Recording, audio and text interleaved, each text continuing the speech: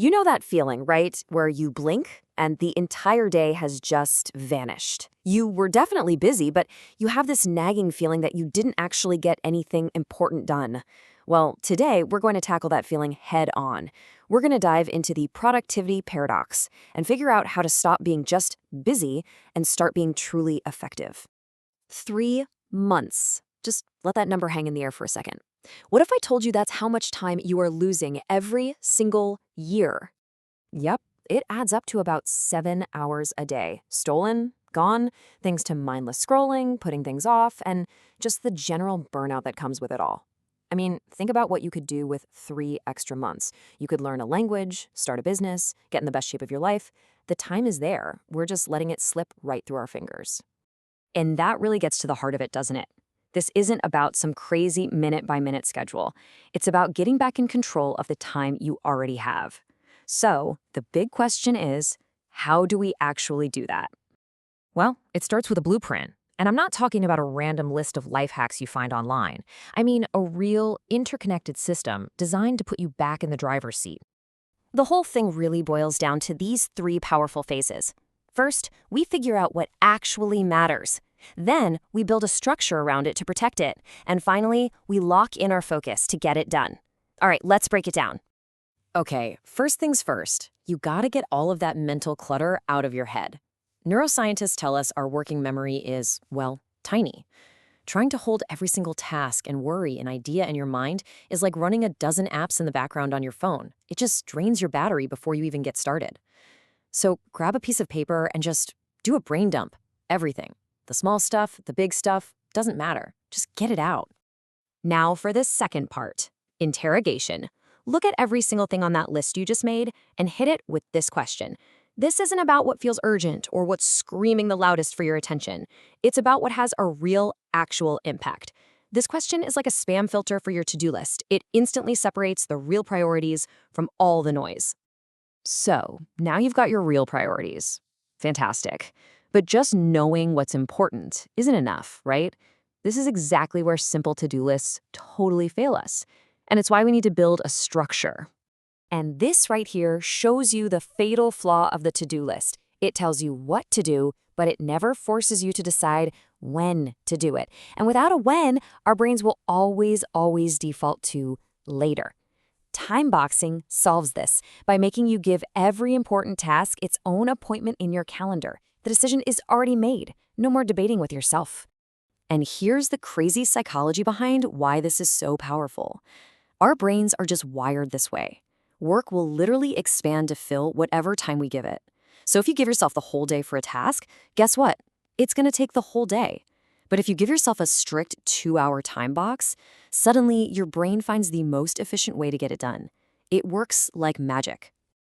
Okay, so you know what to do, you know when you're going to do it, but how do you protect that time from the endless storm of distractions?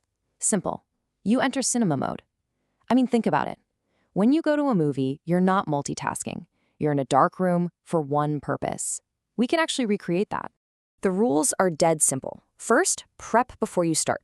Get your water, open your files, everything. Because every time you have to get up, you break the spell. Second, one screen, one task. Period. Close all the other tabs, turn off the notifications. And finally, you don't walk out until the scene is over. You commit to finishing your time box, just like you'd finish the movie. Okay, so we've got this great system. It's logical, it's actionable, but let's be honest with ourselves for a sec. We've all tried systems like this before, and we failed to stick with them. So what gives? This is the crucial question, isn't it? Because the most perfect system in the world is completely useless if we can't get ourselves to actually follow through. The problem isn't the blueprint. It's something a little deeper. It's in us.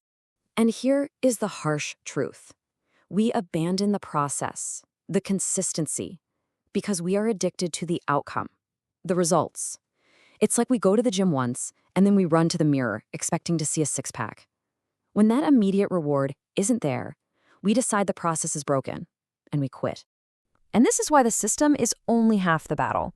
The other, arguably more important half, is forging that internal mindset, the grit you need to see it through, especially on the days you just feel like giving up. I absolutely love this quote from Napoleon Hill because it reframes the whole struggle. Persistence isn't just an action, it's a forging process. Raw iron is pretty soft, but when you infuse it with carbon under pressure, it becomes steel. Well, showing up when it's hard, that's the carbon. It's the very ingredient that transforms your character into something way, way stronger. This brings us to a really critical distinction. We can't rely on motivation. It's just a feeling, right? It's a spark. It comes and goes. Discipline, on the other hand, that's a decision. It's a commitment you make. Motivation might get you to the starting line, but I guarantee you it's discipline that will drag you across the finish line when you're exhausted and out of breath. Ultimately, what this is all about is building an identity. You don't just do consistent things, you become a consistent person. Every single time you choose to show up, even when you don't feel like it, you are casting a vote for that new identity. You're literally rewiring your brain from thinking, I should do this, to knowing I am the kind of person who does this. And let's be crystal clear about something. Consistency does not mean perfection. Not at all. It means showing up even when you can only give 20%. It means writing one paragraph instead of 3 pages. The goal isn't to be flawless every day. The goal is to simply not break the chain of showing up. So let's bring these two powerful ideas together. We've got the external system, the blueprint, and we've got the internal drive, the will. How do they actually work together? The blueprint we talked about, the clarity, the structure, the focus, it's all designed to make being productive the path of least resistance. It automates decisions for you, it builds guardrails against distraction, so you don't have to burn through your limited supply of willpower every single minute of the day. But, and this is the key to everything, when you're tired, when you've had a bad day, when the results feel a million miles away, the system itself isn't going to be enough. That's when your decision to be a consistent person has to kick in. The system makes it easy, but your will, that's what makes it happen. And in the end, it all comes down to this one choice. We all know how to start things. We are experts at starting. We've done it 100 times. The knowledge is out there, the system is clear. But knowledge isn't the barrier. The real question is, what are you going to do when it gets hard? This time, will you just be a starter, or will you become a finisher? The choice is yours.